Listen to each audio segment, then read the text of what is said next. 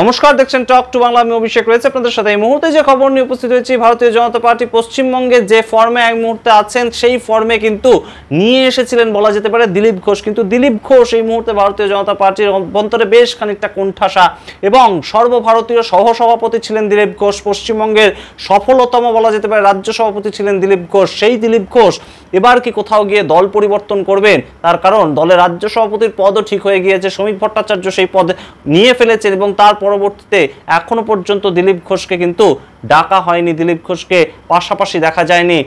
একদম শ্রমিক ভট্টাচার্যের পাশাপাশি দিলীপ ঘোষকে এখনো কেন দেখা যাচ্ছে না, সেই নিয়ে যখন প্রশ্ন উঠছে, দিলীপ ঘোষ আজকে ডক্টর শ্যামাপ্রসাদ মুখোপাধ্যায়ের জন্মদিবসে যে কথাটা বললেন সেটা কিন্তু অত্যন্ত তাৎপর্যপূর্ণ। একদম চমক থাকছে 21শে জুলাই, এই কথা বলছেন প্রাথমিকভাবে দিলীপ ঘোষ।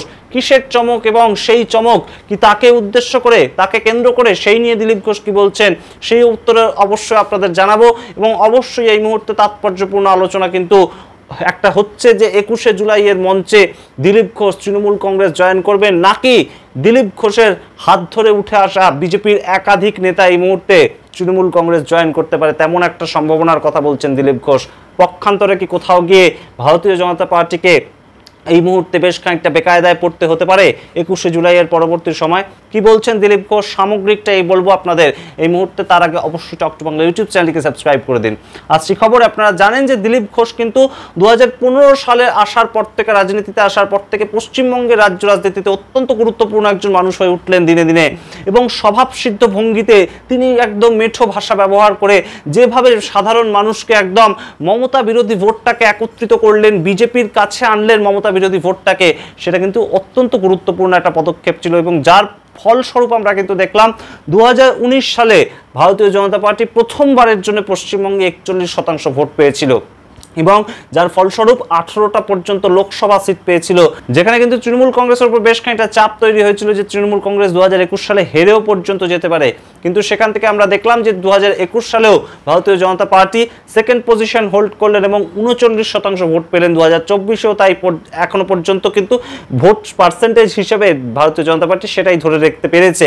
এবং সেই জায়গা থেকে দিলীপ ঘোষকে কিন্তু কোনো মতেই আর তাকে যে দরকার, তাকে যে প্রয়োজন এবং সেই অনুপাতে তার যে একটা ফ্যান বেজ আছে সেটাকেও যে ভারতীয় জনতা পার্টির প্রয়োজন, সেটা কিন্তু কোনো মতেই ভারতীয় জনতা পার্টি আর সেই রাস্তাটার উপর দিয়ে হাঁটছেন না যখন থেকে শুভেন্দু অধিকারী সামগ্রিকভাবে সর্বা হয়ে উঠেছেন ভারতীয় জনতা পার্টির অভ্যন্তরে।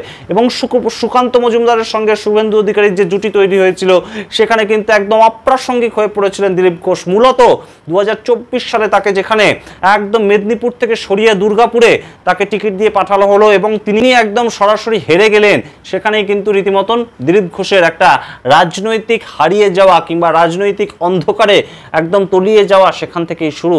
এবং তারপর থেকেই বিভিন্ন সময় এরকম প্রেক্ষাপট তৈরি হয়েছে দিলীপ ঘোষ এই মুহূর্তে কি করবেন। দিলীপ ঘোষ কোনোভাবে তৃণমূল কংগ্রেসপন্থী হতে পারেন, কিন্তু তেমন প্রশ্নে সবসময় কিন্তু সাধারণ মানুষ না বলেছিলেন যে দিলীপ ঘোষ কোনো মতেই তৃণমূল কংগ্রেসে যাবেন না। কিন্তু তারপর আমরা দেখলাম সেই সময় এলো 30শে এপ্রিল 2025, যে সময় একদম সরাসরি পশ্চিমবঙ্গে কিন্তু একটা সাম্প্রদায়িক সম্প্রীতির মধ্যে ব্যাঘাত ঘটেছে। সংখ্যালঘু এবং সংখ্যাগুরুদের মধ্যে একটা দ্বন্দ্ব তৈরি হয়েছে। মুর্শিদাবাদে ওয়াকফ অ্যামেন্ডমেন্ট বিল সংক্রান্ত বিষয় উত্তপ্ত হয়ে উঠেছে, যখন মুর্শিদাবাদ সেই সময় একদম দীঘার জগন্নাথ মন্দিরে সরাসরি অক্ষয় তৃতীয়ার দিন চলে গিয়েছিলেন দিলীপ ঘোষ সস্ত্রীক। এবং সেখান থেকে আরও জল্পনা উস্কে উঠল যে তৃণমূল কংগ্রেস নেত্রী মমতা বন্দ্যোপাধ্যায়ের ওপর কি মুগ্ধতা প্রকাশ করে দিলীপ ঘোষ এটাই আকার ইঙ্গিতে বোঝাতে চাইছেন যে তার পরবর্তী রাজনৈতিক ঠিকানা তৃণমূল কংগ্রেস। সেখান থেকেই কিন্তু এই জল্পনা উস্কে উঠেছে। এবং আজ যখন দিলীপ ঘোষকে একদম সরাসরি প্রশ্ন করা হলো যে 21শে জুলাই কি হতে চলেছে, কোনো ধরনের কি মঞ্চে তাকে দেখা যাবে, তিনি তার উত্তরে বললেন যে 21শে জুলাই চমক থাকবে। এবং তার পরবর্তীতে তার উত্তর কিন্তু সরাসরি কোনো না কোনো মঞ্চে তো আমি থাকবোই 21 তারিখ। দেখা যাক 21 তারিখে আসুক। রাজনীতিতে জল্পনা নিয়েই সব চলে, দেখা যাক কি হয়। মানুষ কি জানতে চায়, কেউ জল্পনা তৈরি করছে, জল্পনা নিয়ে রাজনীতি চলছে। অনেকের রাজনীতি জল্পনা দিয়েই হয়। আমাদের জলও নেই আর পনাও নেই, আমাদের রাজনীতি আছে। 21 তারিখের পর কি তাহলে এই প্রশ্ন জিজ্ঞাসা করতে হবে না? না, প্রশ্ন থাকবে না। আপনাদের জানিয়ে রাখি যে ইতিমধ্যেই শুভেন্দু অধিকারী 21শে জুলাই উত্তর কন্যা অভিযান তার ডাক দিয়েছেন এবং সেই জায়গায় এখনো পর্যন্ত আমরা কিন্তু দেখতে পাইনি যে দিলীপ ঘোষ সেই সংক্রান্ত কোনো কথা বললেন। তিনি বলতেই পারতেন যে উত্তর কন্যা অভিযান আছে, সেইখানে তাকে দেখা যাবে, কিন্তু তেমন কোনো কথা তিনি বললেন না। এবং শুধু তাই নয়, একদম শহরে এলেন অমিত শাহ, একদম রাজ্যে এলেন আলিপুরদুয়ারে প্রধানমন্ত্রী এবং তার সঙ্গে রীতিমতন তার বহুদিনের কলিগ, বহুদিন ধরে তিনি চেনেন যাকে, শ্রমিক ভট্টাচার্য, সেই শ্রমিক ভট্টাচার্যের একদম যে অভিষেক হলো একদম রাজ্য সভাপতি হিসেবে বিজেপিতে, সেই অনুষ্ঠানেও ডাকা হলো না তাকে। এবং দিলীপ ঘোষ তিনি সবার সামনে বললেন, প্রেসের সামনে, সাংবাদিকদের সামনে বললেন যে আমাকে বলা হয়নি তাই আমি যাইনি, বলা হলে হয়তো যেতে পারতাম। সুতরাং সেই সামগ্রিক যে অপমান, যে গ্লানি, একটা রাজ্য সভাপতিকে, প্রাক্তন রাজ্য সভাপতিকে ডাকা হচ্ছে না, যেখানে সমস্ত রাজ্য সভাপতিদের ডাকা হয়েছে, ঠিক যেমনভাবে সুকান্ত মজুমদারকে ডাকা হয়েছে তেমনভাবে রাহুল সিনহাকেও ডাকা হয়েছে। যে রাহুল সিনহা বিভিন্ন সময় অভিযোগ উঠেছে রাজনৈতিক মহলে যে রাহুল সিনহাকে আর পাত্তা দেয় না ভারতীয় জনতা পার্টি, সেই রাহুল সিনহাকেও দেখা গেল মঞ্চে, দেখা গেল অর্জুন সিংকে, রুদ্রনীল ঘোষকে, রূপা গাঙ্গুলিকে, প্রত্যেককে দেখা গেল, লকেট চট্টোপাধ্যায় থেকে অগ্নিমিত্রা পালদের মতন সবাইকে দেখা গেল, কিন্তু দেখা গেল না দিলীপ ঘোষকে।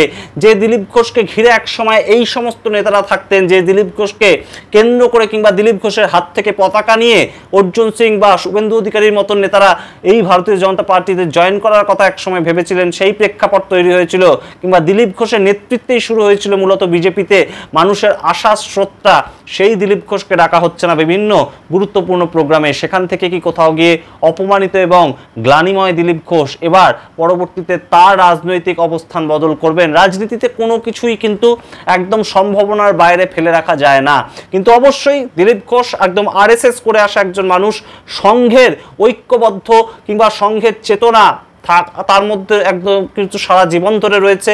তিনি 42 বছর ধরে রীতিমতন তার জীবন একদম সঁপে দিয়েছিলেন সংঘের কাছে, সংঘের প্রচারক হিসেবে তিনি ছিলেন।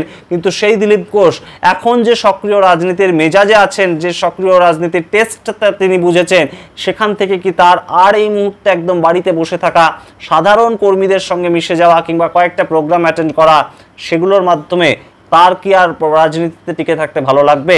কিংবা সামগ্রিকভাবে রাজনৈতিক সন্ন্যাস নিয়ে দিলীপ ঘোষ যদি বসে যান, সেটা কি তার আর ভালো লাগবে?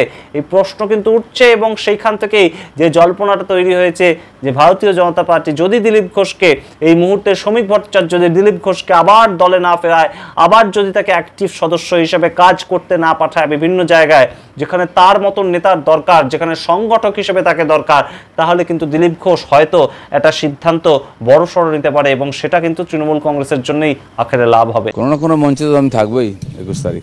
দেখা যাক 21 তারিখে আসুক। রাজনীতিতে জল্পনা নিয়েই সব চলে, দেখা যাক কি হয়। মানুষ কি জানতে চায়, কেউ জল্পনা তৈরি করছে, জল্পনা নিয়ে রাজনীতি চলছে। অনেকের রাজনীতি জল্পনা দিয়েই হয়। আমাদের জলও নেই আর পনাও নেই, আমাদের রাজনীতি আছে। 21 তারিখের পর কি তাহলে এই প্রশ্ন আর জিজ্ঞাসা করতে হবে না? না, প্রশ্ন থাকবে না। এবং শ্রমিক ভট্টাচার্য এই সামগ্রিক ঘটনায় বলছেন যে দিলীপ ঘোষ বিজেপি ছেড়ে কোথাও যাবেন না, এই বিশ্বাস তার আছে। কিন্তু এই মুহূর্তে দিলীপ ঘোষ যে চমকের কথা বলছেন 21শে জুলাই, সেটা কিসের চমক তা কিন্তু ইঙ্গিতে তিনি এখনো পর্যন্ত রাখলেন। সামগ্রিক ঘটনাটা রাখলাম আপনাদের সামনে। দিলীপ ঘোষ কোথায় যেতে পারেন, তিনি কি পথ পেতে পারেন তৃণমূল কংগ্রেসে গেলে, এবং অবশ্যই তেমন কোনো ভাবনা চিন্তা আছে কিনা আপনারাই বিচার করুন। দেখতে এখন টক টু বাংলা, অবশ্যই টক টু বাংলা ইউটিউব চ্যানেলকে সাবস্ক্রাইব করে দিন। ধন্যবাদ।